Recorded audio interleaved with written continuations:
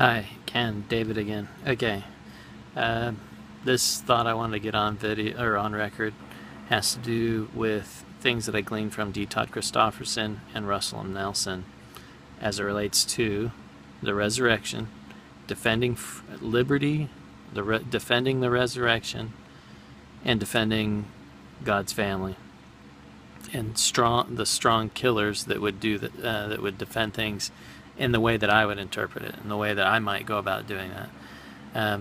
The only way that I would go about doing anything, especially in terms of working with God's children, would be upon principles of righteousness.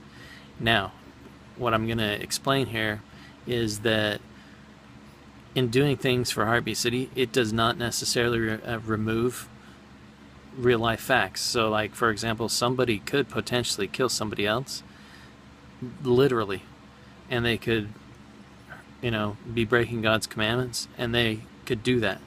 Things like this happen all the time. You can look at U.S. history, and you'll see all the different wars and all the different things that the U.S. has dealt with, including within my church history. We have church history where Governor Boggs issued an extermination order against people of my faith and killed people of my faith. That was completely wicked. It was completely wrong. Governor Boggs shouldn't have done it, and what Governor Boggs did was like what Hitler did during World War II. What Hitler did was wrong, and everything that Hitler did, as far as I can interpret, was absolute wickedness.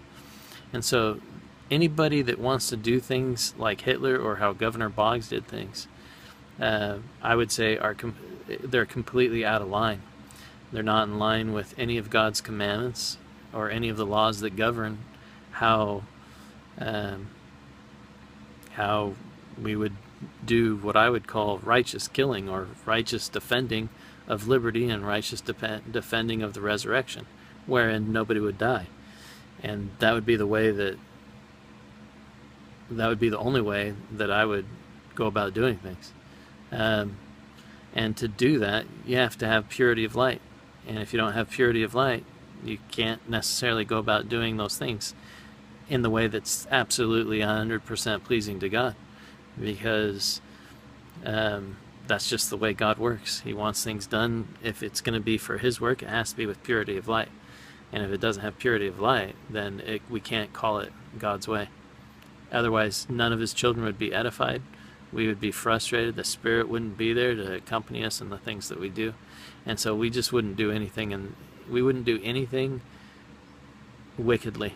We have zero desire to do anything wickedly, and we have zero desire to do anything that would cause any problems or harm any single one of God's children.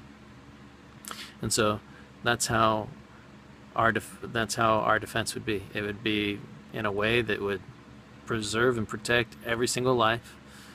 It would be in purity of light, and it would be based upon principles of righteousness. And that's how we would righteously defend the resurrection of our Savior, and righteously defend and strongly defend Heartbeat City, and strongly defend the family, and strongly defend our liberty. And so those are my thoughts on the killers, on the righteous killers and the righteous killing in defense of Heartbeat City. And with that, it does not remove actual real life killing where people lose their life. And so we have nothing to do with those that want to go around killing other people in that way. That's not the Heartbeat City way, and it's not the way that the Lord would do it, because the Lord would want us to do it in harmony with all of His laws that govern liberty, and in harmony with all of His commandments.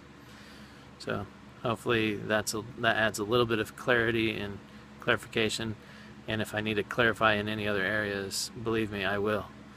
So that's all for now, and I want to get that on record. Take care.